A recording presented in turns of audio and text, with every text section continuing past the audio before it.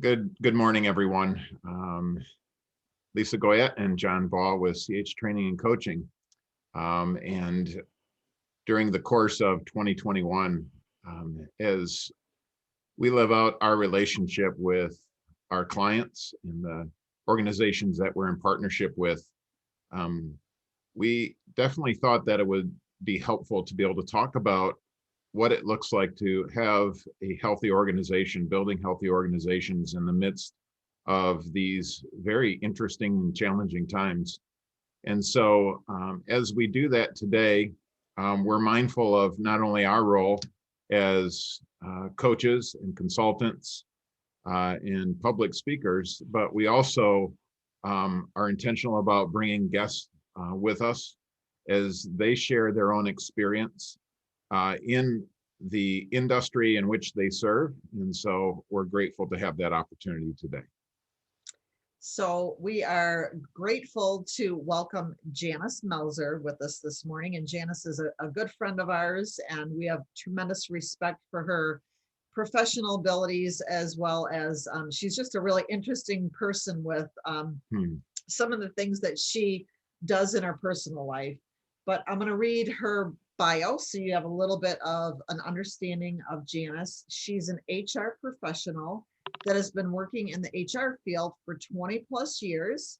She received her bachelor's degree in human resources from Rochester College. Janice has experience in a variety of industries from healthcare to automotive, and has even spent time teaching a therapeutic writing program for children with disabilities, and that really touches John and my hearts. Outside of her career, she focuses on her family and her farm. So thank you for being with us here this morning, Janice. What we really wanted to take time to talk about today is the foundation of communication in the workplace. And I think we all know that communication is just one of those things that, you know, it has to be rock solid in order for a business to not only survive, but thrive. So because of COVID, we know that there has been just a wrench that has been thrown into all of corporate America. Has now struggled with, all right, now we have to communicate with our employees and our customers in a way that we haven't ever had to before. So why don't we just start with that question out on the table. Janice, what are the challenges, the big challenges that you see that you've had to address as a human resources manager relative to the impact on COVID and communication in the workplace? Yeah, absolutely. Well, first, really quick, thank you for inviting me to do this with you guys. Really enjoy spending time with you. As far as the impacts of COVID in the communication of our specific workplace, it's been really tough. So prior to COVID, we were a very interactive team. We did a lot of just real fun, quick little activities on a regular basis to keep people engaged, keep the team, we're more of a family than we are just coworkers. And so obviously, sending everybody home really stopped that communication on a regular basis. So the initial part was trying to make sure that we were communicating as much as possible on a regular basis on what was happening within our organization, how COVID was impacting our organization. So timing of the communication, the follow-up, it's been a huge struggle. And then obviously we had the technical issues that kind of came along with that. So trying to get those addressed quickly. So for our team particularly, in the initial phases, we were meeting pretty regularly, once or twice a week with the team to keep them updated on, this is what we're seeing, this is where we're at, and kind of what was happening with the organization. So, definitely communication was impacted. So Janice, as we talk about that foundational piece of communication, and you being, of course, the human resource manager at Gestamp R&D Center, which is a unique role in and of itself in a large international company.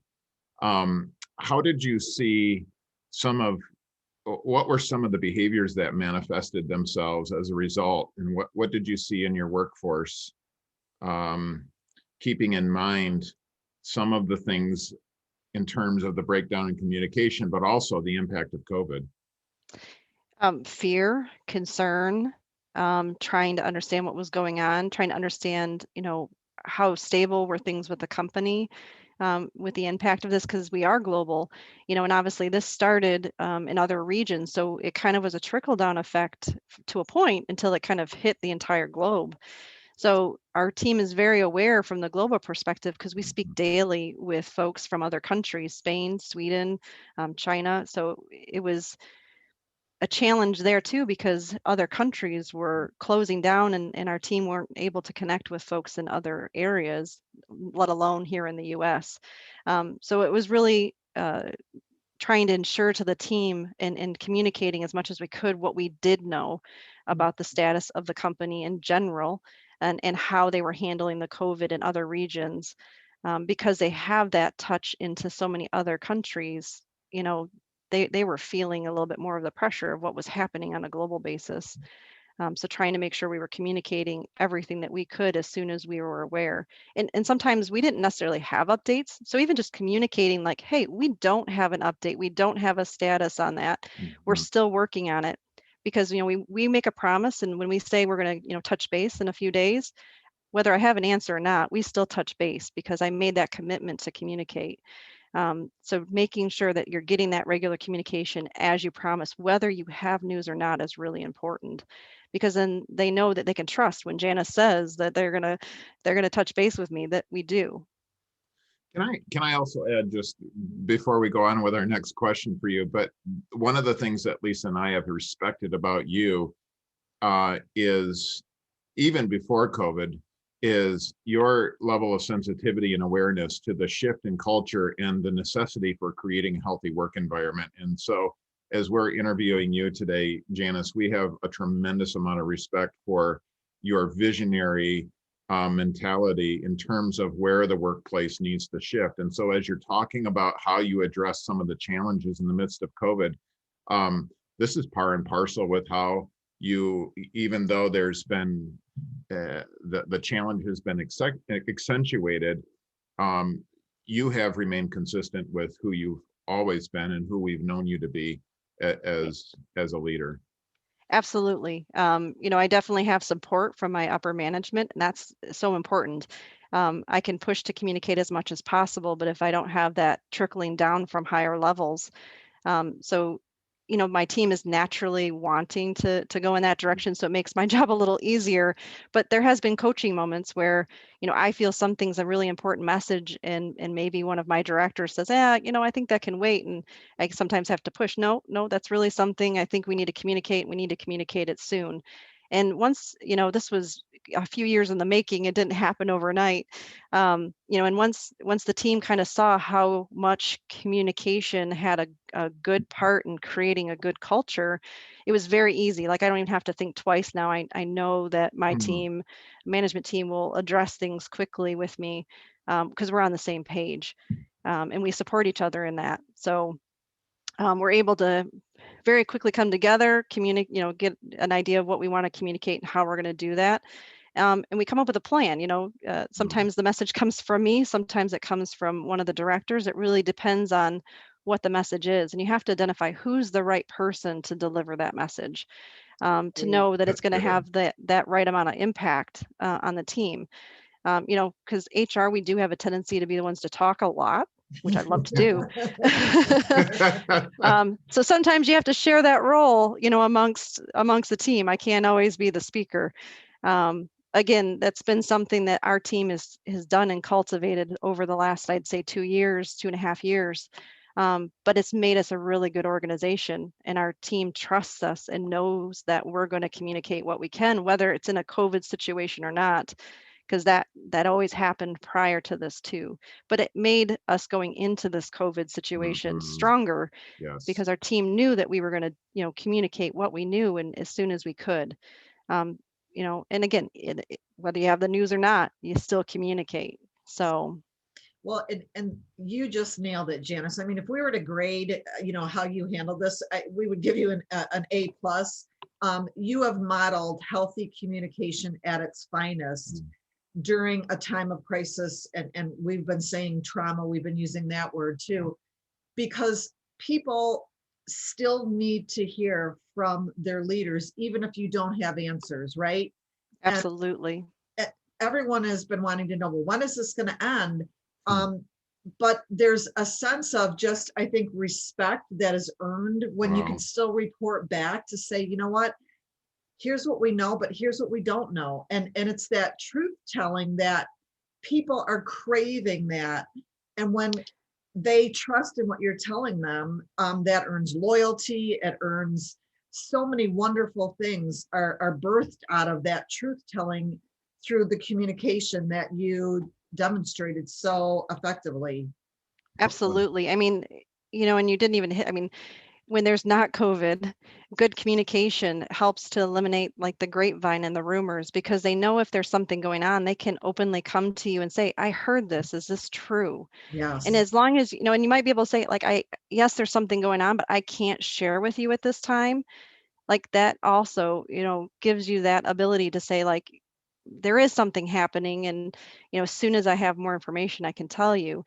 Um, and again, that comes with building that trust and knowing that, we're not holding back. And if I am holding Right. back, of course you have to look at each topic and the sensitivity of it, right? Because Yeah. obviously, I can't go out and explain everything. Right. Um, and my team has learned, like, if there's a topic I can't discuss, they don't push. Like, I just say, listen, I can't tell you anything more about that, because it's confidential. Um, there's the respect of like, okay, she Yeah. does know what's happening, and but I know she's handling it. And it's all again about repetitiveness and doing what you say. So Yes. you can communicate a great plan, but if you don't follow through on it, Right. because communication is more than just talking. It's talking, acting on what you say you're going to do, Wow. and moving forward, because you will quickly lose trust if you can't follow through on your plans. Yeah. And you know what? Hey, we can't meet every deadline. So maybe I give a deadline, I can't meet it. I'll be honest about it though. I will communicate to the team, hey team, I know I told you we were going to do this by this date. You know what? It's my fault, or I take the responsibility that that date wasn't met. um, that shows you're human as well. We are all human. We're going to make mistakes and we're going to miss deadlines at times, but at least again, they know that you're being honest. They know that you're Yes. giving them everything instead of holding stuff back. That's everything. Um, if you're comfortable sharing this, I'd be interested in knowing, as a leader in a company, go back to, Hmm. when the switch was flipped, March 11th, everyone's shutting down, you've got to work remotely. What did that feel like for you in a position of leadership? A lot of responsibility. That team, again, they're like a family. And as an HR professional, the things and the judgments that we make in our role as an HR professional have a life changing possibility for the people that work for you. And, unfortunately, we did have some major struggles at the beginning of the pandemic. And so my stress level was at probably, I don't know that I ever thought I could be that stressed out about something, because I take it very personal what happens to my team Yes. for each person on that team. So personally, I was very stressed. I was trying to make sure I was communicating enough and efficiently, trying to not call people too many times, because we still had a lot of, in an R&D center, we were still working. We still had our teams with a full plate of work on top of trying to meet the communication needs that we were trying to meet to tell them what was happening. So everybody's days were a little bit longer. Even though we were working remotely, we were working probably closer to 10 or sometimes 11-hour days to make sure the communication plan happened, to make sure we were getting it to people, but then still that we had our regular workload that we were trying to manage on top of it. So it created a lot of stress and concern. Um, and, that anxiety just didn't leave. It Yeah. was there all the time, especially at the beginning of the pandemic. I mean, I don't think I felt any true relief until maybe midsummer, but it wasn't that much. It was just enough to kind of like make things um, livable, I'll say. We don't want to divert, but because we have the nature of having been in relationship with you for quite some time and being invited as a part of, you use the word family. Lisa and I hold that very close to our hearts and our minds in terms of being invited into what you have created at Gestamp with your visionary mindset. You did say in this last little segment about talking about how serious you take your role and responsibility, because in fact you see that as family. And so just to throw in a little bit around that, that is the evolutionary process of where work environments need to go, of workplace health and relationships, and foreseeing the future of the development of the work environment. What you have done is really par and parcel with where businesses are needing to go. So I just wanted to throw that and offer you a kudos, Janice, for what you've created and Well, your thanks. I really level of, appreciate it. absolutely. So, And and again, it wasn't just me. I mean, this is my management team backs that same culture 100%. So I can do my part, but I couldn't do it without the other managers on my team to really create that environment and that culture. so lastly, I wanted to ask you the question in terms of, as we talk about the evolution of the workplace and of course, COVID, how do you see the workplace either shifting and or needing to shift in the midst of this pandemic? Well, I think absolutely, the days of, a typical day being, 10 to 12 hours a day, 5 days a week, sometimes 6 days a week. I think the emphasis on having that work-life balance Hmm. is going to be really important. You know, we've shifted obviously to more of a remote work, and everyone's had their moments where they're trying to balance that, where they're still at home online working, but you got kids in the background doing school. Um, so, it's definitely been a challenge in trying to keep that all balanced. But I think moving forward, we're going to have to be more open and more empathetic to our work cohorts and how, what is happening in their personal lives, how are things being affected. The things that our children are going through right now through this pandemic are going to live with them for some time. So I have a high schooler and a kindergartner, and this is going to dramatically change the last years that they're going to be in school, and so we naturally are going to have to be more organic in our daily expectation of what does a typical workday look like.